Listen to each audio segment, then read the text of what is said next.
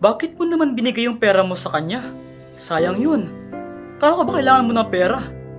Kuya, mas kailangan niya kasi ngayon eh. Para naman gumaling ni nanay niya. Tsaka makauwi na sila sa bahay nila. Alam mo, Joanna, hindi ako nagkamali sa'yo. Mabuti ka talagang bata. Siyempre naman kuya, kahit palaboy-laboy lang ako, mabait naman ako no, alam ko yung tama tsaka mali. At dahil dyan, gagantimpalaan pa kita. Bibigyan pa kita ng mas maraming pera. Kuya naman, nakakahiya naman. Asaan na?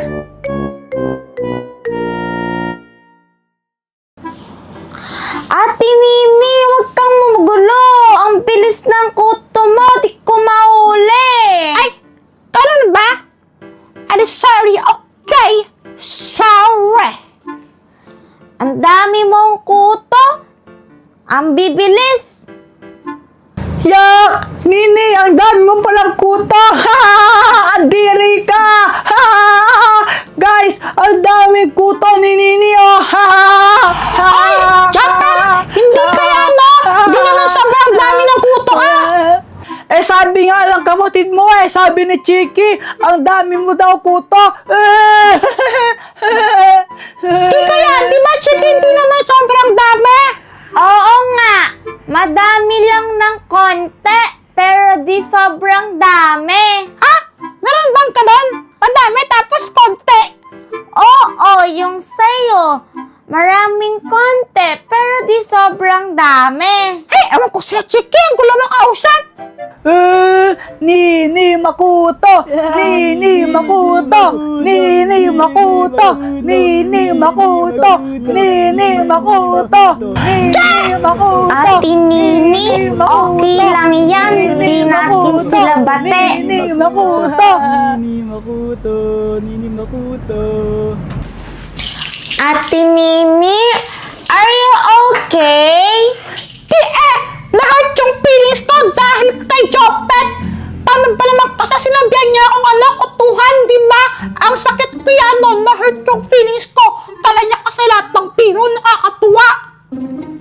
Kaya nga ang salbahin niya. Dapat sa kanya pinapalo sa puwet. Nga! Sana pagkulitas siya ng mami niya ng bonggang-bongga. Oo nga. Huwag kang mag-alala, Ate Nini. Di natin siya bate. Oo nga. Huwag mo siyang bati. Huwag mo siyang kakausapin na. Promise! Ay! Chiki! Chiki! Ay, tiwaw. Kagkun lang ako ng project ko. Promise! Promise! Promise! Promise! Ate Nini, what is that? Naggugupit ako ng mga polygons. Pinapagawa sa amin ng teacher namin yan Assignment namin. Kailangan makapaggupit kami ng lahat.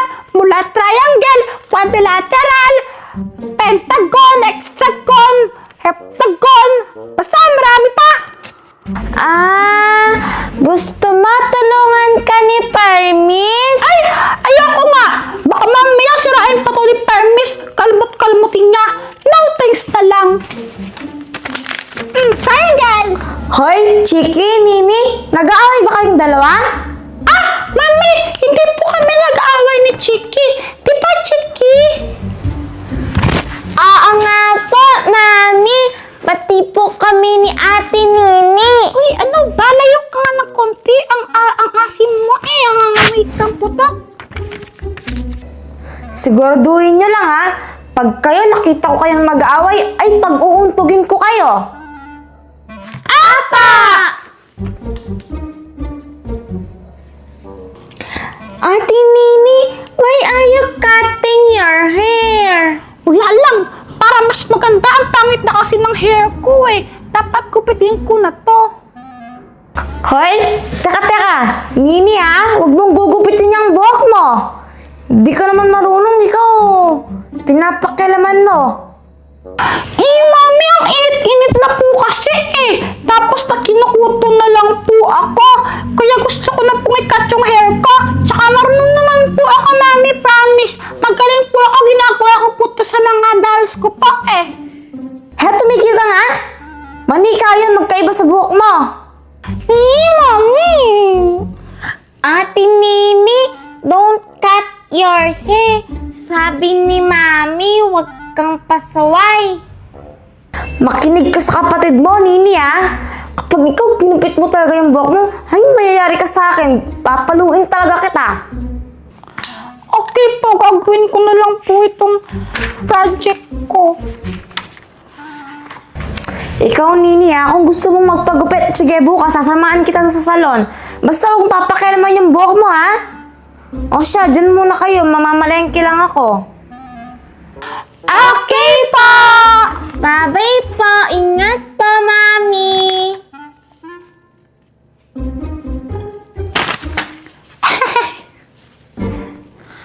Ate Nini, no!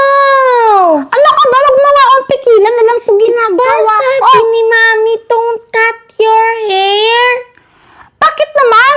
Magaling naman ako sa ganito. May champion nga ako sa amin. Magaling ako mag-cut ng hair. Hindi ka marunong, Ate Nini. Ano naman ka? Ginugupit ko yung mga dolls ko eh. No, wag ka. Huwag ka nga makalam!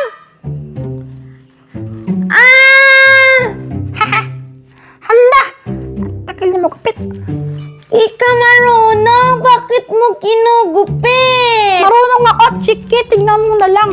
Ba't ganito ang yun niya magupit? Ang purol naman ng scissor. Hala! Ate Nini, ang pangit! Anong pangit? Hindi pa nga nagugupit eh. Anong pangit ka dyan? Ayun na. Don't cut your hair! Mayayari ka kay Mami! Hindi yan. Pag nakita to ni Mami, sasabihin niya, hala! Nini, at galing mo pala maggupit ng hair. Sana sa'yo na lang ako magpagupit. Magaling ka naman. Ganun sasabihin sa akin ni Mami. No! Pangit, Ate Nini! Ito pangit. Ang ganda-ganda kaya neto pagkatapos. Tignan mo, hindi pantay-pantay. Wait lang kasi. Ginagawan ko pa ng paraan eh. Di pa nga ako tapos. Tugasalta ka na kagad. Lagot ka kay Mami, papagalitan ka niyan. Hindi ako papagalitan nun. Sasabihin pa niya ang galing ko mag-cut ng hair. Ang kulit mo talaga. Mas makulit ka! Sabi na nga wag mo akong pakilaman eh. Di ba? Wag mo nang ituloy. Tignan mo, ang pangit, hindi pantay. Pantay yan! Di ka lang talaga marunong tumingin. Ate Nini, wag mo nang ituloy. Na! Huwag kang makialam! Ate Nini. Huwag kang makialam, Chiki, no?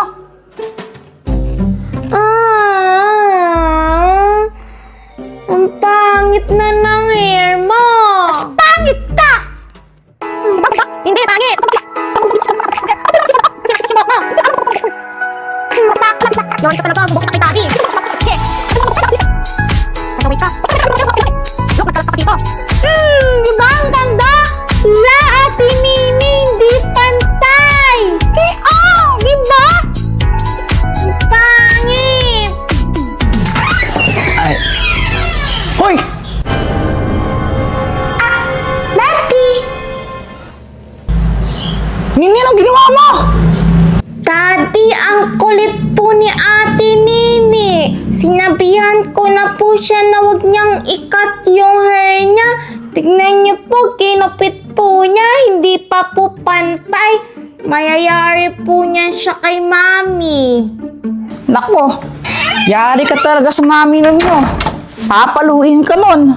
Dati ano pong gagawin ko? Papaluin po ako ni Mami! Ay, nako. O siya, may kakilala ako na makakatulong sa'yo. Talaga po? Sino po? Si Sister Diwata! Yes, Jepoy. Ano ang may tutulong ko sa iyo? Sabihin mo lang sa akin at tutulungan kita. Sister Diwata, hindi ako yung may kailangan ng tulong mo, yung anak ko. Siya na lang kausapin mo. Mag-usap kayo, sige na. Nasaan kayo? Secret. Hindi niyo ako nakikita, pero nakikita ko kayo. Okay At po. narinig ko kayo. Kaya magsabi ka lang kung ano kailangan mo. Tingnan niyo po nangyari sa hair ko. Nagkupit ko po kasi lagot po ako kay mami. Pagkagalitan po niya ako, nagkalat na po ako dito. Tapos hindi pa po pantay yung pagkakagupit ko sa hair ko. Kasalanan mo yan. Pasaway ka kasi. At deserve mo yan. Sorry na po. Tulungan niyo po ako, please. Pero, kung gusto mong tulungan kita, meron akong kondisyon para sa'yo. Sige po. Okay lang po. Gagawin ko po kahit ano pong kondisyon po ninyo. Kung ganon, ay basahin mo ito. Kailangan mong maghugas ng pinggan. Sige po, gagawin ko po. Matatulungan niyo po ako. Ayoko po talagang matalo kay mami. Kung ganon, ibuksan mo ang iyong palad at may bibigay ako sa iyo. Ganito po ba?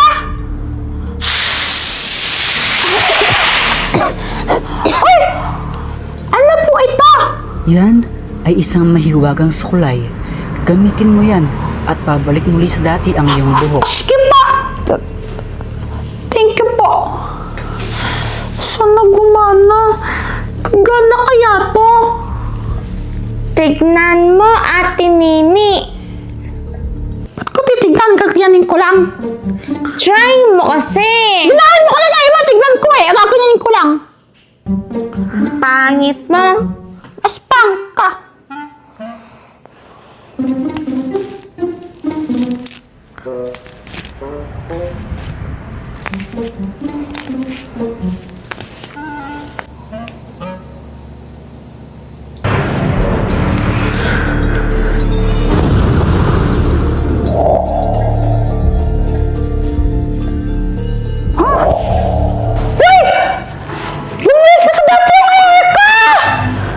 No, Ate Nini. Mas maganda pa yung hair mo ngayon. Oo nga, Chiki. Mas malambot ang hair ko ngayon. Thank you pa, Sister Diwata. Maghugas ka na niyan ng mga plato. Ha? Bakit naman? Eh, di ba yun yung condition mo?